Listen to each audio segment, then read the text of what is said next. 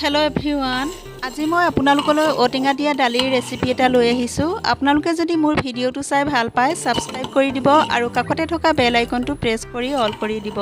তেনেহলে পলম নকৰি বলকচোন আজিৰ ৰেচিপিটো আৰম্ভ কৰো। ৰেচিপিটো বনাবৰ বাবে একাপ মচুৰ দালি ভালদৰে ধুই লৈছো।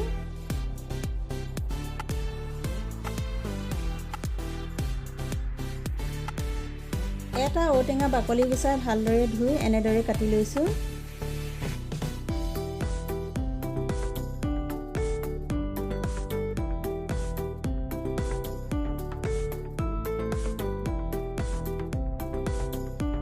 তিনিটা কেঁচা জলকীয়া টুকুৰা কৰি লৈছো, গোটা জিৰা অলপ লৈছো আৰু মানধনিয়া অলপ কাটি লৈছো। কেৰাহীৰ তেল গৰম হোৱাত গোটা জিৰাখিনি দি দিছো। এতিয়া কাটি ৰখা ঔটেঙাখিনি দি দিলো আৰু অলপ দেৰি কাৰণে ভাজি লম।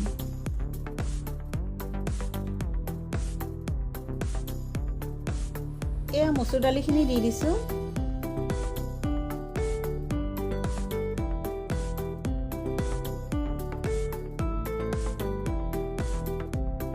হালধি গুড়ি 1 চামুচ দিছো, নিমখ দিছো সোৱাদ অনুসৰি।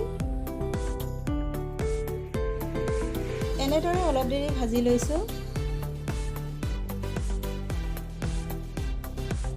এতিয়া দাইলৰ জোখাৰে পানী দি দিছো। এতিয়া মই দালিখিনি কুকাৰ এটাত ট্ৰান্সফাৰ কৰি লৈছো আৰু লগতে কাটি ৰখা জলকীয়া কেইটাও দি দিলো। এতিয়া কুকাৰৰ ঢাকনিখন লগাই 3টা হুইচেল মাৰি লম।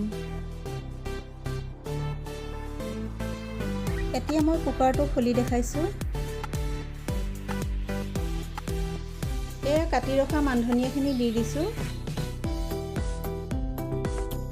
এয়া দালি ৰেডি হৈ গৈছে। আপোনালোকে যদি মোৰ ৰেচিপিটো চাই ভাল পালে লাইক আৰু কমেন্টছ কৰি জনাব।